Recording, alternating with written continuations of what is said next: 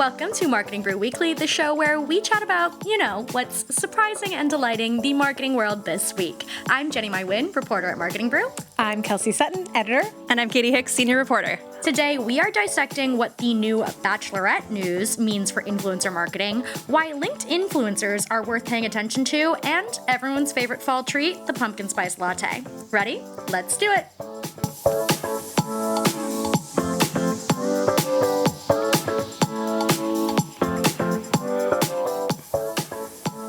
So a couple weeks ago, we talked about Le Creuset and Labubu's as part of the conversation on blind boxes, and since then we've seen a few not-so-great headlines about both brands. Le Creuset had one of its factory-to-table mystery box sales in Hartford, Connecticut recently. They promised people a box worth of $300 worth of products, but it seems like those boxes did not add up to what people wanted. People were so mad about this, and I saw a video from a woman in Buffalo, New York, who went, and she is a Le Creuset super fan, I would say. A room full of Le Creusets. She gave the experience a 2 out of 10. That's a pretty bad rating. You never want to see that. Yeah. You never want to see that. Yeah, when you promise people Dutch ovens and you give them spatulas, it fires them up. Yep. And I feel like people really love a Le Creuset Dutch oven too. So it's like, well, that's not at all what I wanted. I think in this economy, people want a deal. They want to feel like they're getting in on something fun. This is experiential. And I feel like this is kind of the brand version of the Willy Wonka experience or the Bridgerton experience. You remember those, the Glasgow. I want to say not affiliated with the actual companies, but they were sort of promised as these little things, and then of course went very viral for all the wrong reasons. Yeah. I mean, that's maybe the downside to the unboxing videos is when you see someone unbox a Dutch oven, you expect a Dutch oven. Yeah. I feel like the blind box trend was so fun and felt so easy to get in on, but with Le Creuset promising such a big value tied into these mystery boxes, it's if you somehow mess up what goes into the boxes, the surprise and delight moment of opening the box is suddenly not very delightful. Surprise and disappointment. Yeah. It's a huge bummer.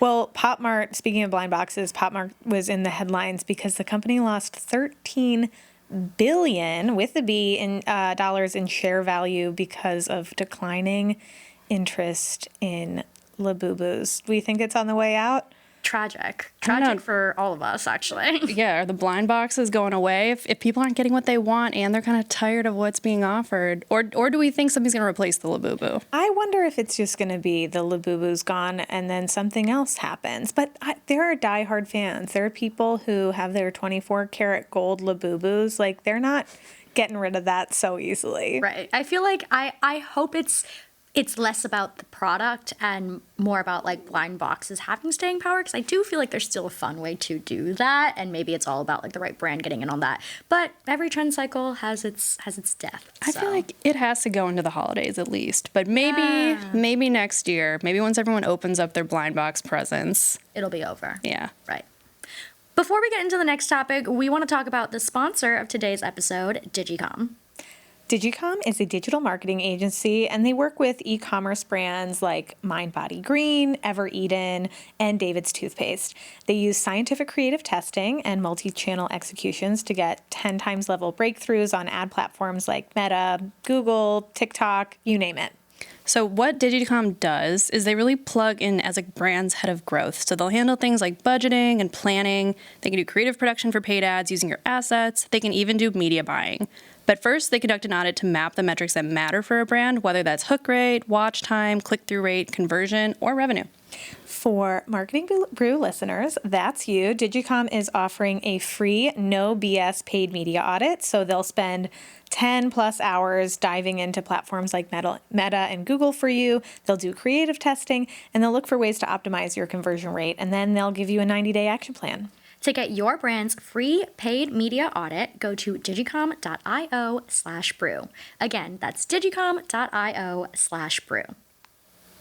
Okay, any Bachelor franchise fans, watchers, haters, I'll take anything out there in the room with me right now? I used to love this show. And I just fell off. It's so hard to get back into the world once you're out of it. But I had watch parties. I attended watch parties. Nice.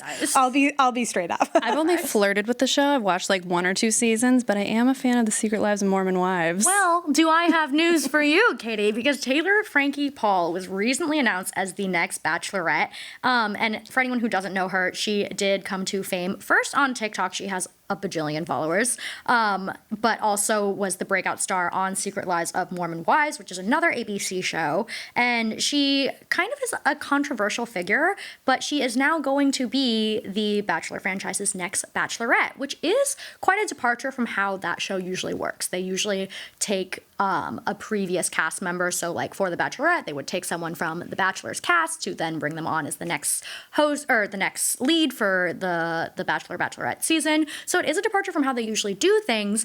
And Taylor Frankie Paul is interesting to me because she's not typical talent, I would say. I feel like she is like in this influencer world, which to me signals that like the reality TV to influencer pipeline could be changing. I don't know. What do you guys think is the usual way of how reality TV and influencers are related, and how have you seen that change? Well, it felt like it used to be that reality TV was what like funneled you into the influencer pipeline. Like you got fame from the show and then you got brand deals and, you know, you became a creator after the fact. Now it feels like, yeah, it's like a talent sourcing pool to look at who's already famous online and then bring them into the TV show to draw viewers. It's sort of like, yeah, the lines have kind of shifted, and it's sort of wherever you start, it could just be one of many steps on the way. Something I think is so funny and so enduring in the reality dating world in particular, is this person there for the right reasons? And it's like the right real reasons is to start your creator influencer To start your business empire. Yeah. Right, exactly. But of course, we have to play along with the concept of the Bachelor Bachelorette playbook. Something that's really interesting to me, and Jenna, I'd love to know your thoughts on this, is sort of the way in which you think this might kind of help make Bachelor or Bachelorette franchise a little bit more relevant, bringing in somebody who has a huge following already. Does that help guarantee more viewers? Again, that would help support all the advertising revenue, all the branded content, all of the sort of marketing money that goes into these franchises, and then of course funnels out to everybody who participates on the show. Yeah, I mean, I feel like sourcing someone who already has a following to be the lead of your show is really just like leaning on their existing audience and maybe their existing brand deals to kind of bring that attention to your show, right? So the Bachelor or Bachelorette has like suffered a series of controversies and various news making headlines that kind of have just signaled to a lot of its core audience that it's either changing or new audiences are like, is it even like really good reality TV anymore? It's like not that relevant to like newer audiences coming in. So if you are someone maybe like Katie who like saw her on Secret Lives of Mormon Wives or came across her on your TikTok feed, maybe you are more willing to turn on The Bachelor Bachelorette this season and see what she's bringing to this. Maybe it'll be a fresh new experience. Katie, do you think you're going to watch this because you're a fan of Secret Lives of Mormon Wives? Is this the crossover hit that you've been waiting for? It might be. If I'm invited to some watch parties, I might not say no. You might make an appearance. Yeah. Well, it's like if you are a new-ish or new viewer coming into The Bachelor experience, that makes the show so much more attractive to advertisers, right? You are getting new people to pay attention to the show and obviously the ads that come in between. And I feel like that's what every advertiser wants at the end of the day, is new people paying attention and hopefully enjoying the experience and being excited about it, and then maybe being more likely to talk about it on social media afterwards, which just keeps everything that you're involved in the cultural zeitgeist a lot longer, which is important to every advertiser. I feel like also we've seen, I want to say stunt casting, and I put kind of air quotes around stunt, but we've seen it in so many different places as a way to really try to guarantee audiences, which of course is great for the companies that are either making the shows directly or in many cases the advertisers that are putting money up against the shows. But I feel like we've seen that in Broadway. You know, there's a lot of conversation about, kind of a buzzy, popular person getting cast in a show to help drive attention. We've seen it with movies, maybe a more established actor paired with somebody who's super buzzy. And again, attention's the name of the game here. But I really wonder what's going to happen with the sort of existing brand followers or brand partnerships for Taylor Frankie Paul, right? Like, one of the things that I think is so interesting about this sort of thing is, like, when you are a brand, if you've kind of gotten in early on somebody's rising stardom, how long does that halo effect sort of last? How long does that deal stretch? Because as somebody becomes more popular, they may demand more money, to continue working with them as a partner. They may say, well, I'm in demand. You need to pay me more for this brand sort of partnership. But then there's kind of these people who've come, or these brands rather, that have come in kind of early on the ground. And it's like, how much of a fandom, how far does that stretch back? And maybe those brands that got in really early are sort of rewarded at the end of the day. Yeah, getting in on the ground floor, kind of. I mean, and it really just like reverses kind of what you were saying earlier, Katie, about like how brands interact with influencers on reality TV shows, right? Like, before, you as like maybe an influencer manager at any brand, you could be watching a show like The Bachelor, Bachelorette, and like identifying a contestant that people seem to really like, so that you can reach out to them and like essentially build up their image. And now it's the opposite, in this case in particular, at least. And it's what does it say about you as a brand to kind of like already be there, like you're saying, Kelsey, or get in on it later on and be part of the hype that is now being built through this new platform with The Bachelor, Bachelorette? It's just like extending the life cycle of the influencer, at least in relation to a reality TV show in particular. And it's interesting because it's not the only TV show that we've seen do this either. I'm a huge fan of Dancing with the Stars, another ABC property, so ABC clearly is all over this. And they, in particular, the last season or two, have also been like dipping into the influencer pool for their character cast. Yeah, they have Alex Earl this season, right? Which is massive. And especially for a show like that where like voting is involved, her fans will follow to the show to support her because it's like direct support, which then boosts viewership, which then boosts engagement. It boosts their social engagement as well. So it's creating this whole ecosystem where brands that are associated with these personalities are getting like a much longer span, and when they're maybe relevant or being involved in all of it. I have to imagine, too, it's good marketing for ABC, too, because they're like, hey, Alex Earl, you have millions of followers already. When you pump out that you're going to be on Dancing with the Stars to your followers, that's great marketing for us, too.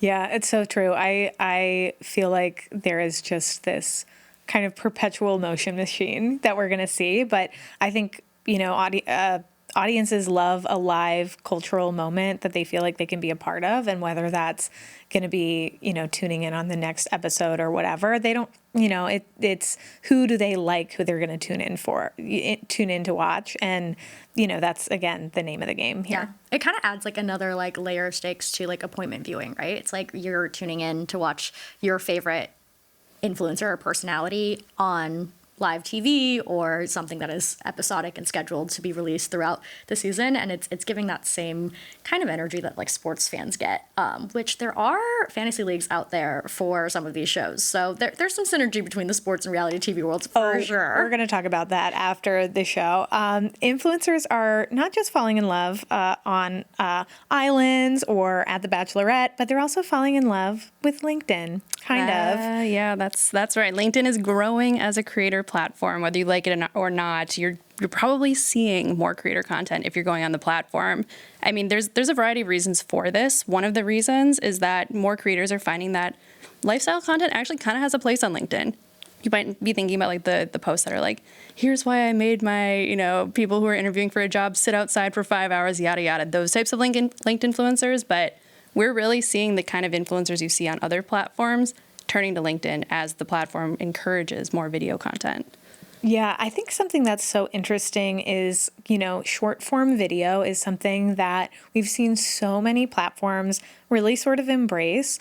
And it didn't necessarily feel natural for LinkedIn. Mm-hmm. I personally, as a user of LinkedIn, I'm looking at LinkedIn on my desktop computer. Mm-hmm. It is like my work screen social media page. But LinkedIn has really tried to figure out ways to kind of embrace that. And back in April, when Microsoft published its quarter 3 earnings, it reported that time spent watching videos on the platform was up 36%. And also commenting is very big. People are engaging a lot on the platform. So commenting was up 32% year over year. I wonder what you think this kind of means for creators, Katie, particularly a creator who maybe dabbles in lifestyle content, but also sort of part of that lifestyle content is working in corporate America. Yeah, I think that's a key element. It's not just lifestyle content. There kind of has to be a corporate crossover with it. So one creator that I talked to when I was reporting on this is Sarah Uy, who goes by Selling Sarah. And she was talking about how she posts, I mean, she's a seller, like she does sales for a living. And she posts about how sales enables her to afford things. And she partners with B2C and B2B brands, whether that's like a cold calling AI company like Luster or a B2C company like Elf Cosmetics talking about, women in business. And I think what's interesting is like even when she's partnering with a B2B company, she'll kind of tie it back to a lifestyle angle. So by working with XYZ brand, I was able to afford my first Chanel bag, and it's performing very well. People are really responding to it. I feel like that's just like the type of content that people expect from like short form video in particular. Even if you are on LinkedIn, which is a business and networking platform, it's interesting that you have to kind of have that tie to make sense to like be making content on LinkedIn, but you need to make it a little bit lighter, a little bit like more like outside of just your actual corporate job for people to kind of have that same hook to stay interested and to watch what you're actually saying. It has to be aspirational, I think. It has to be kind of like if you work really hard or if you do what I'm doing here, then you might be able to have this reward. Yeah, I feel like something really interesting that Sarah said, I think to you in an interview, Katie, is that like she has actually less followers on LinkedIn, right? She has like a ton more followers on TikTok. I actually have come across her content on TikTok just scrolling through my For You page. But she said that when she thinks of 90,000 people on LinkedIn, those are 90,000 legitimate people that have occupations, whereas the people on TikTok, she doesn't really know them as well. They could be bots. They could be people outside of her like core demo. But yeah, she's looking to target professionals. And I think LinkedIn then makes the most sense for her. She said that when people ask her, what platform is like your number one platform, she says LinkedIn, even though to your point, she has fewer followers there, less of a platform. But it's a quality over quantity type platform.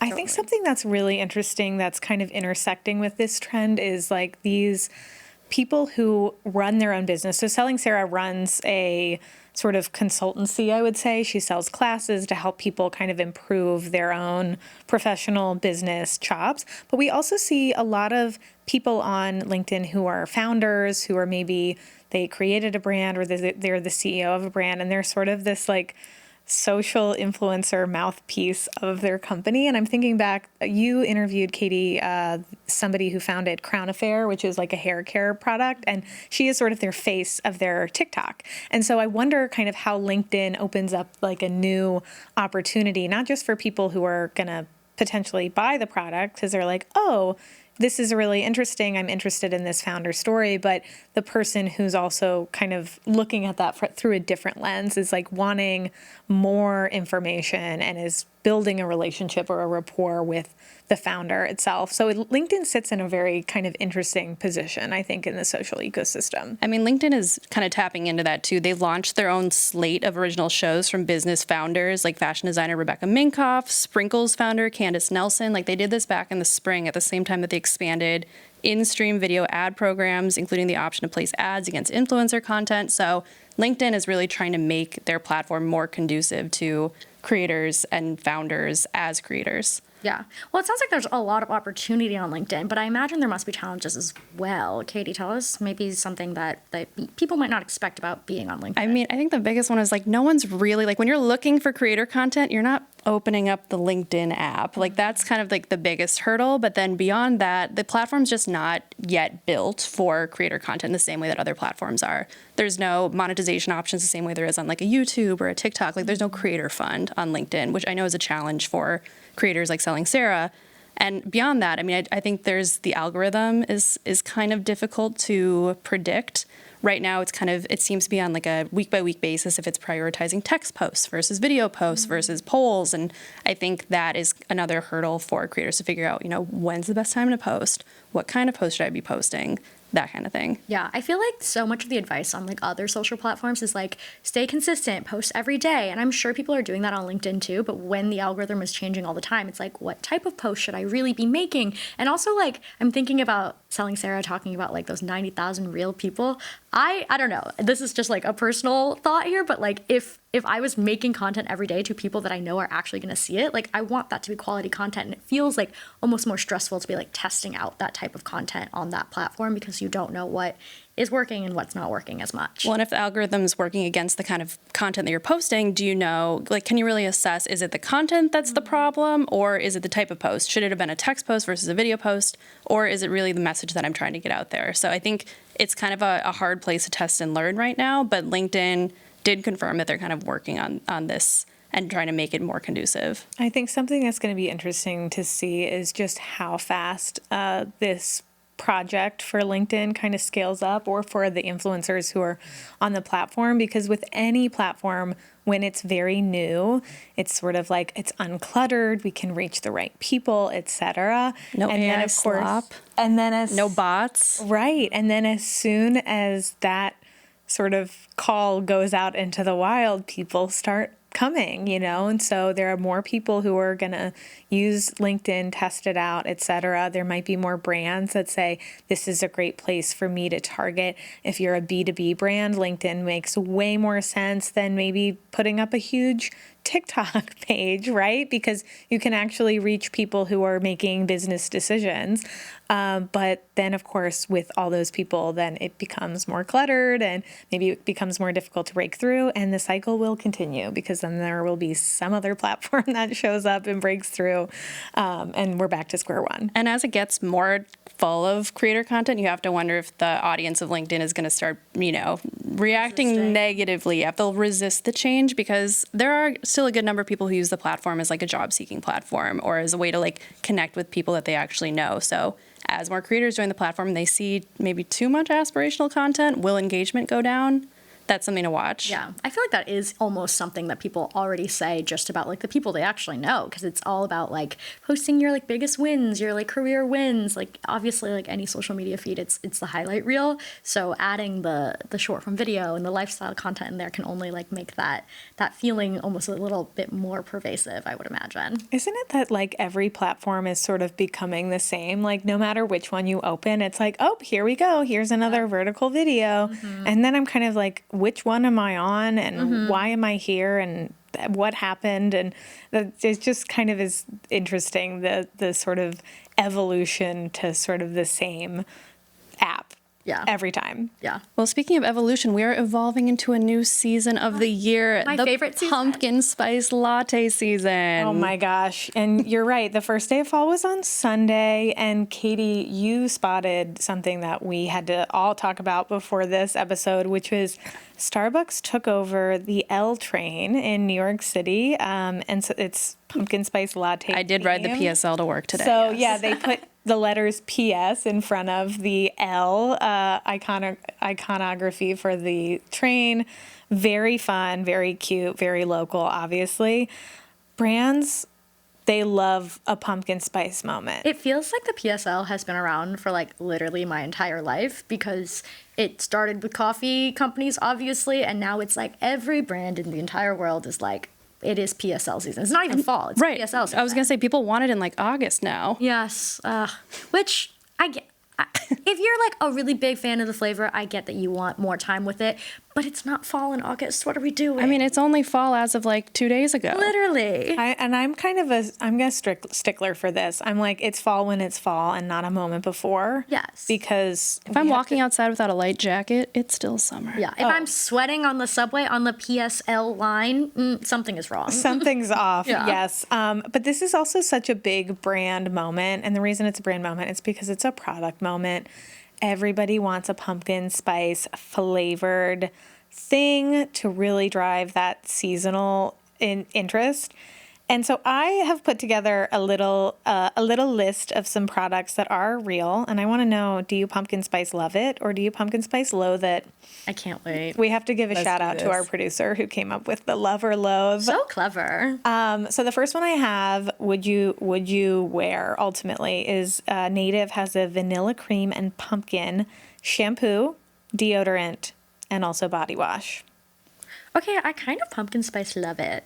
The addition of vanilla kind of balances it out for me, and like I feel like that's a scent that would work in shampoo and body wash. The deodorant does give me pause. I was going to say, I think the deodorant is what put it in the loathe category for me. Because frankly, if I go to the gym and someone next to me is wearing pumpkin spice and that mixes with whatever odors are in the air, that's going to ruin PSLs for me. That's an experience. That's very fair. That's very fair. Okay, Touchland Spiced Pumpkin Teeny hand sanitizer. It's a little box of sprayable hand sanitizer. Sidebar, I do think the Touchland like branding is so iconic. Like it's so cool to look at. So it's really cute to see it.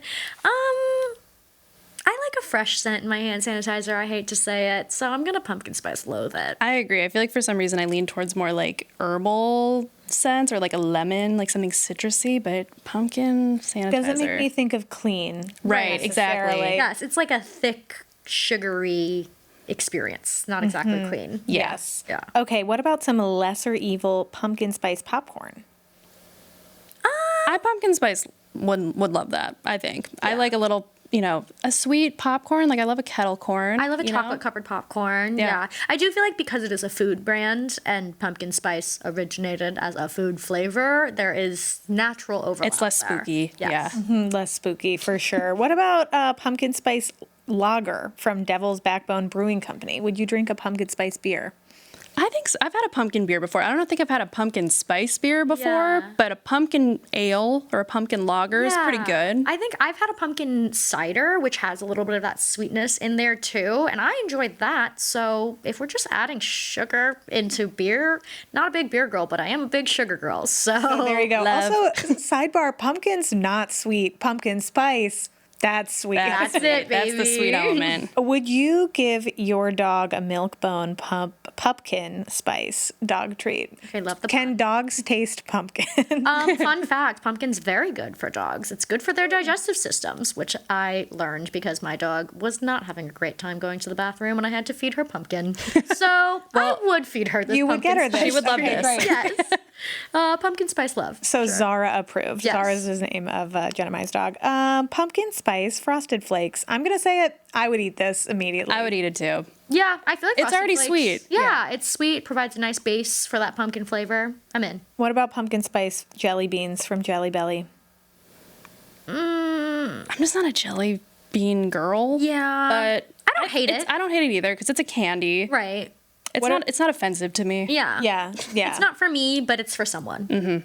This also is not for you, but it is, in theory, for someone. Dumpkin spice dude wipes. They are sort of male That one- hygiene wipes. That gets the hardest loathe of all of them. Firm loathe. First of all, Dumpkin, I'm upset. Why did we do that? Yeah. Who was behind that? My question really is like, who's going and buying? Like, who's seeing that and is like, Being like, yeah. hell yeah, Yeah. it's time. I do feel like it fits in with like Dude Wipes' whole. Like they're very ironic. They're very like poke fun at themselves and poking fun at like the bathroom experience. So it's like, okay, it is so ridiculous that it almost makes sense for the brand. It almost works. Physically doesn't feel like it makes sense. Yeah, I'm less concerned about the brand strategy and more concerned about who's actually buying this. Right. We need to find someone out there. We need to find someone who was like, yes, this is If you've for me. purchased these, let us know. Please email us. Actually, it's But really not- important. I think something that's so funny here is just, again, this limited edition thing. Like, it's such a big opportunity for brands to say, try our product because you want a little pumpkin spice thing. Like, we will scratch that itch for you, and then we can maybe convert you into a full around the clock customer. And it's like the little like exclusivity window, right? It's like it's only gonna happen for like this amount of weeks. Like if you really love pumpkin spice, like this is the only time that you're gonna get it. And it's a little bit of whimsy. I feel like people love like Trader Joe's fall branded treats for this Totally. reason. It's like, oh yeah, it's a limited time and it's so fun and it's just part of the fall experience. Yeah, for sure. But I do think we also risk a little oversaturation. Like you can't have pumpkin spice everything all the time. Yeah, I do feel like that's like almost the point. It's like we're gonna over inundate you with pumpkin spice so that like you have to get something, which might work on me eventually. Well, thanks so much for tuning in with us this week. And if you want to tell us your best or worst PSLification of a brand that you've seen out there in the wild, please email us at mkbw@morningbrew.com, which you can also find in the show notes. We can't wait to chat with you, and make sure you come right back here next week.